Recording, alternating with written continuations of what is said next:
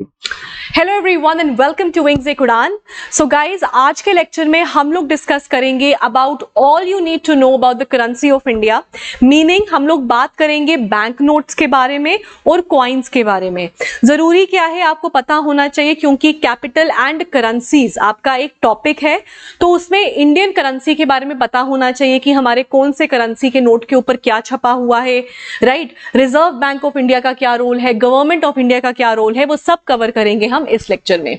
ठीक है दोस्तों, सबसे पहले हम बात करते हैं, सबसे पहले याद रखिएगा आरबीआई एक्ट के अंडर बना है, that is the Reserve Bank of India act 1934, और उसका सेक्शन 22 कहता है कि सोल राइट किसके पास, सोल राइट है, सोल राइट मतलब पूरा राइट, सोल राइट है रिजर्व बैंक ऑफ इंडिया के पास बैंक नोट को इशू करने का। बैंक नोट कौन से, 10 रुपए, 20 रुपए, 50 रुपए, 100 रुपए, 200, आपका 2000, राइट, 500 रुपए, राइट, वो होता है आपका बैंक नोट। एक बैंक नोट होता है और दूसरा आपका कॉइन होता है, कॉइन दूसरा है, वो आरबीआई के पास उसके लिए लिमिटेड पावर्स हैं।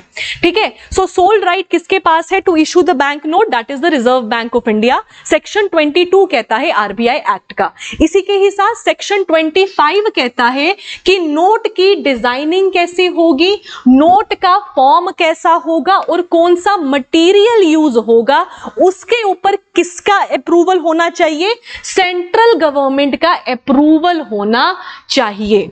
और वो अप्रूवल करेगी आफ्टर किसके रेकमेंडेशंस के ऊपर, रिजर्व बैंक ऑफ इंडिया के रेकमेंडेशंस के ऊपर। रिजर्व बैंक ऑफ इंडिया की ना सेंट्रल बोर्ड ऑफ आरबीआई होता है, मतलब आरबीआई का एक सेंटर बोर्ड होता है और वही बताएंगे, वही रेकमेंडेशन जो है पुट फॉरवर्ड करेंगे, and that has to be approved by the government of India और the central government. Section 22 and section 25 पता होना चाहिए आपको। इसी के ही साथ अब बात करते हैं जी मिंटिंग ऑफ कॉइन्स के बारे में। तो अगर हम कॉइन की बात करें तो ये कवर होता है, जैसे बैंक नोट आरबीआई एक्ट के अंडर आए, ये आते हैं कॉइनेज एक्ट ऑफ 2011 के अंडर, राइट। और इसमें किसके पास पावर है, सेंट्रल गवर्नमेंट के पास पावर है कॉइन को डिजाइन करने का और कॉइन को मिंट करने का। मिंट मतलब छापना, ठीक है, किसके पास राइट है, सेंट्रल गवर्नमेंट के पास राइट है। याद रखिएगा आरबीआई के पास राइट नहीं है, राइट। आरबीआई का रोल कॉइन्स के मामले में लिमिटेड है। कितना लिमिटेड है कि आरबीआई सिर्फ कॉइन्स को डिस्ट्रीब्यूट कर सकता है, लेकिन इशू करने वाला इज द सेंट्रल गवर्नमेंट। और जो कॉइन डिस्ट्रीब्यूट हो रहे हैं ना, वो किसके द्वारा सप्लाई किए गए हैं, सेंट्रल गवर्नमेंट के द्वारा सप्लाई किए गए हैं, जो बिल्कुल उल्टा है बैंक नोट से। ठीक है, इसी के ही साथ government of India he response, जैसे हमने ऊपर बोला, डिजाइन करने के लिए, मिंटिंग करने के लिए कितनी डिनोमिनेशंस होंगी, डिनोमिनेशन मतलब 5 रुपए का सिक्का, 10 रुपए का सिक्का, 20 रुपए का सिक्का, वो होगी डिनोमिनेशंस होंगी as per the coinage act of 2011। कौन कौन से डिनोमिनेशंस ऑफ हमारे पास कॉइन्स हैं, इट इज 50 पैसे का, 1 रुपए, 1 रुपए का कॉइन, 2 रुपी, 5 रुपी, 10 रुपी, 20 रुपी, और कितनी दूर तक ये डिनोमिनेशन जा सकता है, अप टू 1000, राइट। कौन सा एक्ट कहता है, तो कॉइनेज एक्ट ऑफ 2011 ही इसके बारे में बात करता है। अब इसके अलावा अगर बात करें, ये बहुत इंपॉर्टेंट पॉइंट है कि मिंटिंग ऑफ कॉइन्स कहां होता है, तो 4 जगहों पे होता है, which is Mumbai, Kolkata, Hyderabad and Noida. तो ये 4 आपको पता होने चाहिए जो रिस्पॉन्सिबल है या जहां पर मिंटिंग ऑफ कॉइन्स होता है, Mumbai, Hyderabad, Kolkata and your Noida, right. Next, bank notes. अगर हम बैंक नोट की बात करें तो कितने नोट हैं, 10 रुपए, 20 रुपए, 50, 100, 200, 500, 2000। अगर बात करें कि इनको कहां पे छापा जाता है, तो डिपार्टमेंट, ये नोट्स जो हैं वो कहां से प्रिंट होकर आते हैं, तो 4 प्रिंटिंग की जगहें हैं जहां से ये प्रिंट होती हैं, जिसमें से 2 प्रिंटिंग की जगहें जो है वो ओन करता है गवर्नमेंट ऑफ इंडिया, और 4 में से 2 ऐसी हैं जो आरबीआई ओन करता है। जो गवर्नमेंट ऑफ इंडिया ओन करता है वो कहां पर है, वो है एक आपका नासिक में और दूसरा है देवास में, और जो दो प्रिंटिंग की जगहें हैं बैंक नोट की, वो है आपकी मैसूर में और सालबोनी में, राइट। एक और चीज याद रखना, जो हम नोट छाप रहे हैं, जो आरबीआई जिसको ओन करता है ना, वो बेसिकली गवर्नमेंट ऑफ इंडिया की ही एक सब्सिडरी है, या आरबीआई की ही एक सब्सिडरी है, जिसका नाम है भारतीय रिजर्व बैंक मुद्रा लिमिटेड। सो भारतीय रिजर्व बैंक मुद्रा लिमिटेड ये सब्सिडरी है, जिनके द्वारा ये दो जगहें हैं जहां पर नोट जो है वो प्रिंट होते हैं, ठीक है। अगर बात करें हम लोग, हमारे जो नोट्स हैं, बैंक नोट हैं, उन पे क्या क्या इम्प्रिंट्स हैं, राइट। तो सबसे पहले अगर आप देखोगे 10 रुपए का नोट, तो 10 रुपए के नोट पर है आपका द सन टेम्पल, जो कोणार्क में है। So the Konark sun temple वो है ऑन द 10 रुपी नोट। वहीं पे अगर हम बात करें 20 रुपी के नोट की, तो उसके ऊपर इलोरा केव्स बने हैं। 200 रुपए के नोट के बारे में बात करेंगे, उनके ऊपर सांची स्तूपा बना है, सांची स्तूपा। और अगर 50 रुपए के नोट की बात करेंगे, so it is the capital of the Vijayanagara empire which is Hampi, ठीक है। तो पता होना चाहिए 10 रुपए के पीछे है आपका कोणार्क सन टेम्पल, 20 रुपए के पीछे है आपका दिस इलोरा केव्स, 50 के पीछे है आपका हम्पी, और 200 के पीछे है आपका सांची स्तूपा, राइट। वहीं पे अगर हम बात करें 100 रुपए की, तो उसके पीछे है आपका रानी का वाव, रानी का वाव। रानी का वाव जो गुजरात में है। रानी का वाव का मतलब पता है क्या होता है? वाव का मतलब हो गया, पुराने टाइम पर ना ये एक स्टेपवेल का काम करता था, और इन वाव्स में रानियां जाती थी ना, कुछ जगहों पे नहाने के लिए इस्तेमाल होता था, कहीं पे इरिगेशन पॉइंट ऑफ व्यू के लिए इस्तेमाल होता था। तो याद रखिएगा 10 रुपए के पीछे किसका है इम्प्रिंट, किसका है? रानी के वाव का है। वहीं पर 500 रुपए की अगर हम बात करें, तो 500 रुपए के बैक साइड पर है रेड फोर्ट, ठीक है। 2000 रुपए का नोट, जिसका अब सर्कुलेशन बहुत लिमिट हो चुका है, क्योंकि बहुत ब्लैक मार्केटिंग या ब्लैक मनी के तरह ये फैल रहा था, सो इसको अभी रिस्ट्रिक्ट कर दिया गया है, जिसके पीछे है मंगलयान। क्या है? मंगलयान, ठीक है। और ये सारी की सारी क्या है? एमजी सीरीज है। एमजी सीरीज मतलब एमजी हेक्टर नहीं, एमजी सीरीज मतलब महात्मा गांधी सीरीज, क्योंकि सबके आगे महात्मा गांधी जी की फोटो है, right. Next up, okay, so before I move forward guys, our JKP constable batch has started, and just a second, okay, so JKP constable batch has started. our new batch start हो रहा है 7 अक्टूबर को।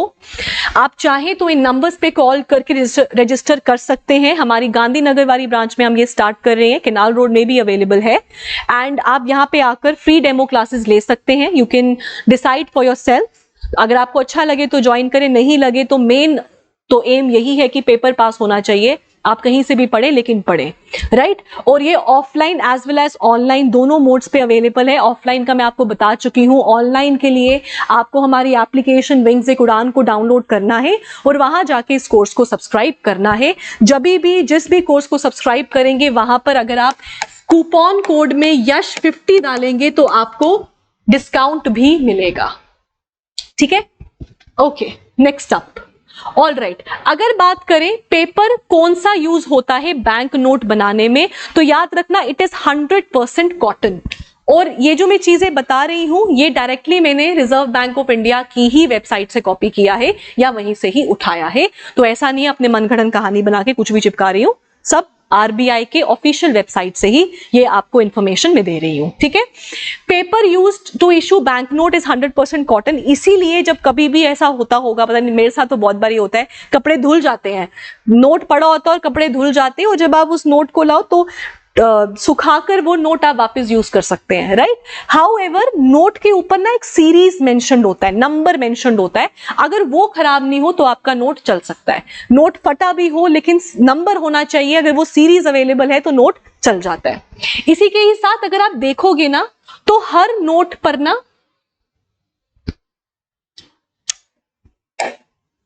Okay, यार हाँ, अगर आप देखोगे ना तो हर नोट के ऊपर ना लैंग्वेजेस लिखी हैं, डिफरेंट डिफरेंट लैंग्वेजेस, ठीक है, जिसमें क्या है हर लैंग्वेज में कौन से रुपये का नोट है वो लिखा है। तो याद रखना कितनी लैंग्वेजेस है, तो जो लैंग्वेजेस यूज्ड है देयर आर 15 लैंग्वेजेस, तो 15 लैंग्वेजेस का इस्तेमाल होता है in the bank note, 15 languages, ठीक है। ओके, नेक्स्ट अगर बात करें फर्स्ट बैंक नोट जो इशू हुआ था इन इंडिपेंडेंट इंडिया, वो कब हुआ था, तो वो 1 रुपए का नोट था, ₹1 का नोट था, विच वॉज इन 1949, ठीक है, ₹1 का नोट था। इसी के साथ हम रुपए कैसे लिखते हैं, ऐसे लिखते हैं ना, ऐसे करके।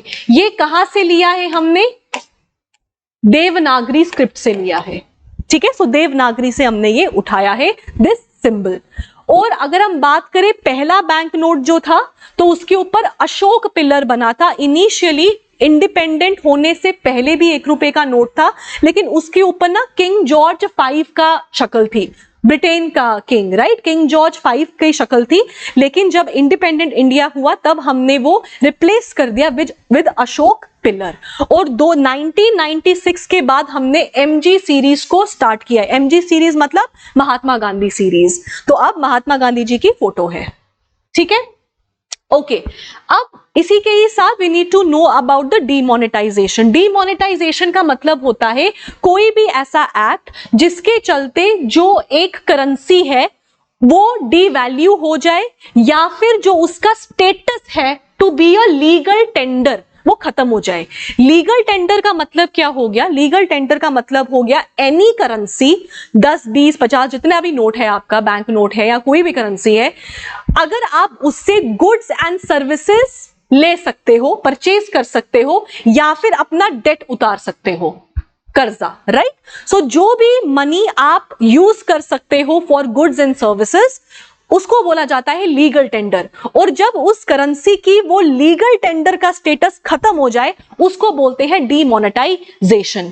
अगर बात करें तो रिसेंटली, अगर quite recent, the first time जो फर्स्ट टाइम तो नहीं बट सबसे अभी जो करीबी डीमोनेटाइजेशन हुई है वो हुई थी नवंबर 8, 2016 में, जब गवर्नमेंट ने 500 और 1000 रुपए के नोटों को डीमोनेटाइज कर दिया, खत्म कर दिया, राइट। 1000 तो अब आते नहीं है, 500 का नया नोट इन्होंने छाप डाला, राइट। और उस टाइम पे जब डीमोनेटाइजेशन हुई थी उस टाइम पे 500 और 1000 86% ऑफ द करेंसी को होल्ड करते थे सर्कुलेशन में, ठीक है। इसी के साथ अगर हम बात करें तो सेक्शन 21(1) ऑफ द एक्ट, कौन सा, आरबीआई एक्ट, उसमें एवरी बैंक नोट मतलब करेंसी जो नोट हमने पढ़ा, वो लीगल टेंडर होगा as per the amount expressed. मतलब 50 लिखा है तो 50 रुपए का नोट है, 100 रुपए लिखा है तो 100 रुपए का नोट है, राइट। और 1 रुपए में 100 पैसा होते हैं, ठीक है। वो किसके द्वारा गारंटीड होंगे, सेंट्रल गवर्नमेंट के द्वारा गारंटीड होंगे, राइट। इसी के साथ सेक्शन 26 सब क्लॉज 2 बोलता है कि बैंक नोट तब सीज करेंगे या फिर डीमोनेटाइजेशन कौन करेगा, सेंट्रल गवर्नमेंट करेगा भैया, आरबीआई नहीं कर सकता। आरबीआई रिकमेंडेशंस दे सकता है but it has to be done by the central government, इसीलिए मोदी जी ने किया था, राइट। अगर हम बात करें कि पहली बारी ब्रिटिश इंडिया के टाइम पर हमने डीमोनेटाइजेशन कब देखा, तो वो देखा था हमने 1946 जनवरी 12 में, right. Right? Okay. So guys, before I move forward, guys, our constable batch, it is available online भी है, right? एंड ऑफलाइन भी अवेलेबल है, जैसे मैंने आपको पीछे बताया। इसी के साथ हमने जेकेपी कांस्टेबल की टेस्ट सीरीज भी लॉन्च कर दी है, जो आपको हमारी एप्लीकेशन पे मिल जाएगा, आप रजिस्टर करवा सकते हैं।